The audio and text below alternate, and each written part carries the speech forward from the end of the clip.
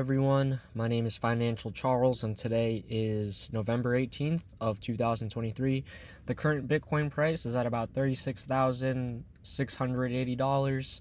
So we're still floating around that local high that we set over the past couple days of about $37,900. So perhaps there is some resistance at 38,000.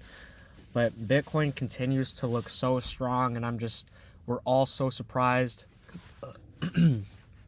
Excuse me. We're all so surprised that Bitcoin just continues to keep going up and up and stay in this range. One would assume that given this big pump up and, the slow build up, perhaps it was going to be another drawdown, or maybe just establishing a new range up here, or perhaps testing the previous highs down here at about $30,000.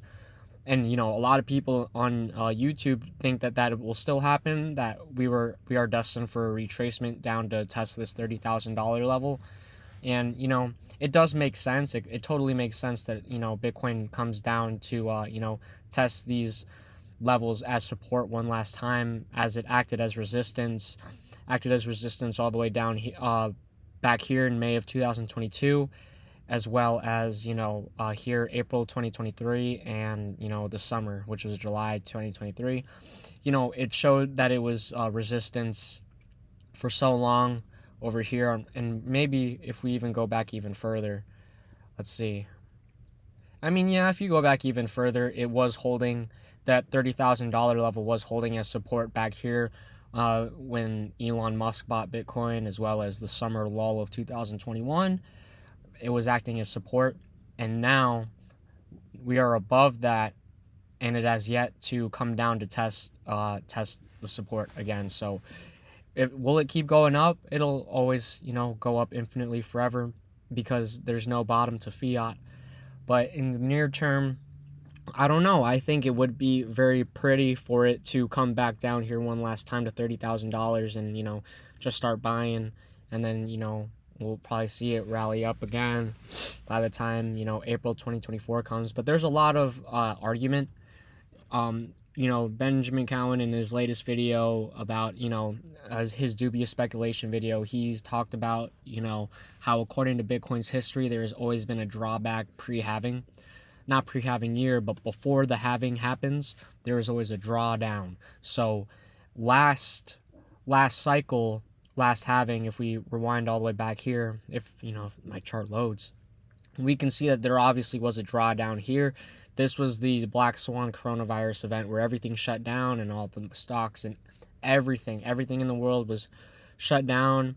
And it's crazy looking back at it. It's as if this was some type of organized attack for the elites to buy at a lower price and then just readjust it right back up. It's just insane how the people that bought down here, they easily 3x their money in the blink of an eye. The discrepancy in terms of time from down here going all the way to up here, this was a span of literally less than 3 weeks. It's so crazy. That is a payday right there. This move right here, unbelievable.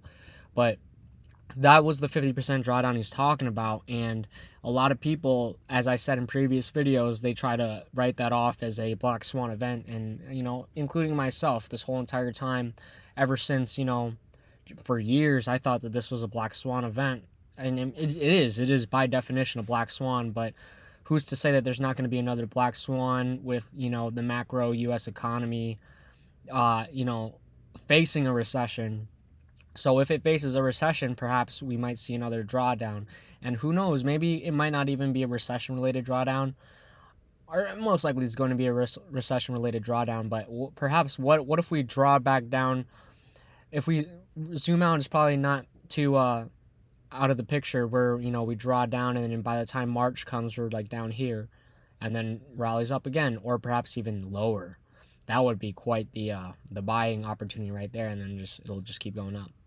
Now, do I think it'll drop down below $25,000 ever again? I really hope it does. But I don't think that will happen. Unfortunately, for buyers like us, I unfortunately think that's not going to happen. So perhaps it's crazy to just on a little side note, it's crazy to think that we were making videos here talking about Buy Bitcoin now at $26,000. Do not wait for lower levels. That's incredible how we were able to make that call. And fast forward, a couple months, here we are at $36,000. And when it's at $36,000 like this, people are begging to buy at $30,000 again. Everyone is like, hopefully we get a drawdown back to $30,000. Whereas if you told someone, down here, if you told someone, yeah, man, buy at $30,000, we were looking at $30,000 like, yeah, $30,000 is the local top, 31 is the local top. And that's crazy how human psychology works, especially in markets like this, and market as volatile as the Bitcoin market or the crypto market in general. A lot of people think we're going down to retest, but who knows? What if that does not happen? What if we just continue to go up and up and up? What if it's like 2017?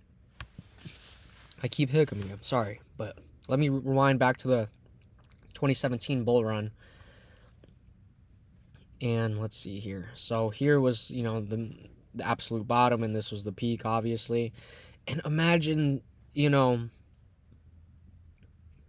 buying up here.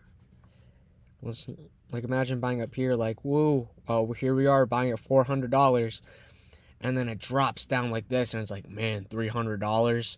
I don't know. Maybe we should wait until it drops all the way down to, or $380. We should drop down to $320, and then we'll buy, or let's buy here at $290. But man, whoever bought at $460, what a fool, right? What a fool.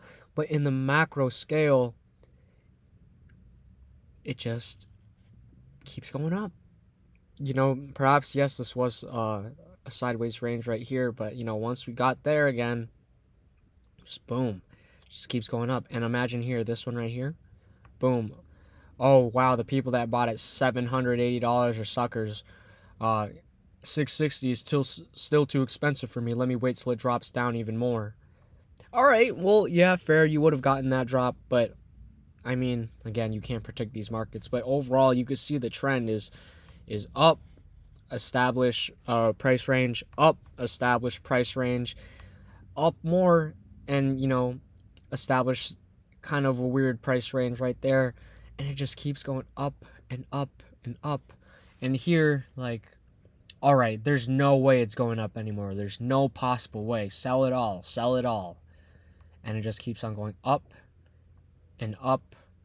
And, for those that, thought they were such geniuses selling over here at $2,800, if we fast forward this whole thing, you will see that these people that sold at the $2,800 mark, even when it dropped down to $3,000, you still never got to see that range ever again. You still never got to buy here ever again.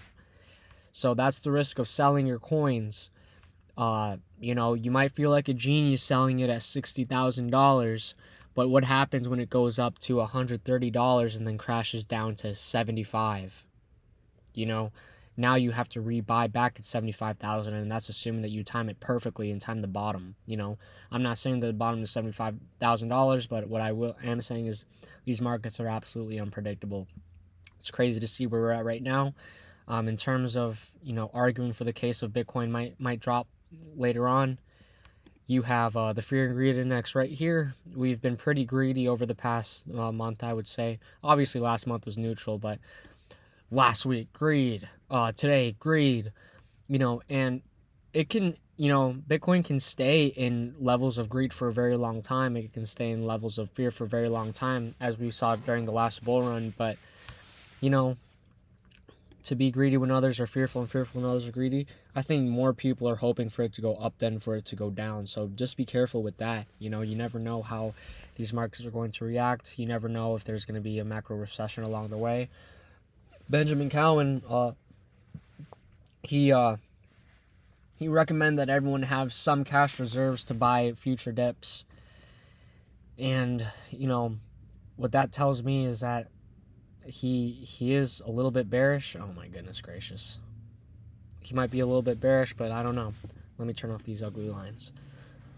But I mean, yeah, I mean that's all I had to say. I have really nothing much to say about the markets. Markets have been at a standstill for the past couple weeks or so. So nothing significant of news. But yeah, that's all I had to say. Hopefully, we get to see some moves in the future to end off the year of 2023. But yeah, before I end off this video, let's just take a second to admire how Bitcoin has performed the past 365 days. I remember, it was like 365 days ago, my coworker from my other job was talking about, I don't know, man, the crypto space is a scary space, this, that. Are you sure that this is a good thing to be buying? This, that. And like, I know I bring that up in almost every video, but it's just so amazing to see like when you're this level of right, you can't help but to just sit back in amazement. Boom, let's take this measure move down here. I remember the chart said $15,000 something, and I'll look. There's a picture. One of my coworkers took a picture of me looking at the charts at $15,000. I cannot wait to just dig in the archives and try to find that one. But look at this chart. Ever since they doubted me, it's just incredible. It's from a move to the bottom to the move to the top. We're up 122%, and people have to invest 10 years in the S&P 500 to see something like this. It's incredible. It is incredible.